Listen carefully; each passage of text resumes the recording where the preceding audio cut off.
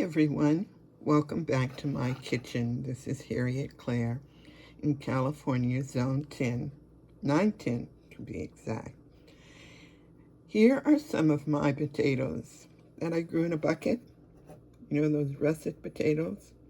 I didn't have very many when I harvested them, but I had enough to make a couple of meals. I can make a couple of more meals out of these. So, what I did was I just sauteed them in olive oil and then finally with a little bit of butter. But what I did was, I want to show you, is I used some of my purple basil and some of the green. You can't really tell the difference. But that's how I season my potatoes today. Okay? So I'm using things from my garden.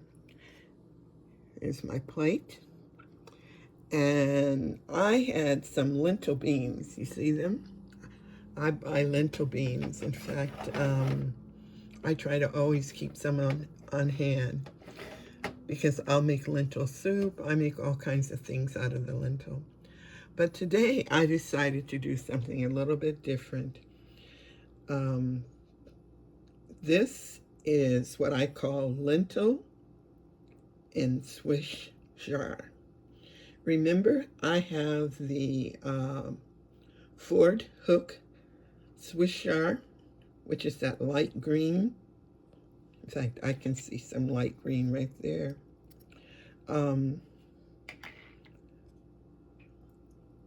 Which I cooked today with the lentils that I had left over because I had made lentils. Beans. I was going to make a soup, but I decided I would like to try something different, and I wanted to use my Swiss chard. So I simply took the leftover lentil beans and I sauteed them in olive oil with some paprika, which I have here, some cumin, and cayenne pepper. And then I cooked that for about 10 minutes over medium heat. And I wanted it to be a little crunchy. So as you can see, it's crunchy on the sides. So I cooked it again, like I said, for about 5 to 10 minutes. And then I added the Swiss chard.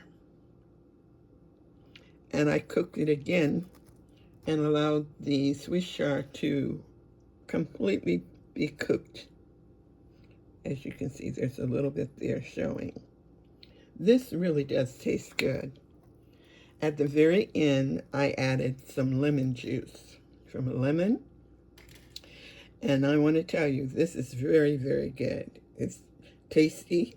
It's economical because lentil beans are very inexpensive. Oh, and one of the things that I did, I added a dash of baking soda, and that was to make sure that there was no gas or anything with my beans. I usually do that with beans, but beans are high in protein, so this is why I did it. So basically, this is a meal for this Saturday with some of the vegetables from my garden and some beets, some cottage cheese, and you know I love the dill once I found out how dill tasted with cottage cheese. Grow your own food. Potatoes make an excellent meal, and I even came up with a way to use the Swiss chard with some beans. God bless you, God loves you, and I do too. Keep on cooking your own meal. God bless. I love you. Let's eat well.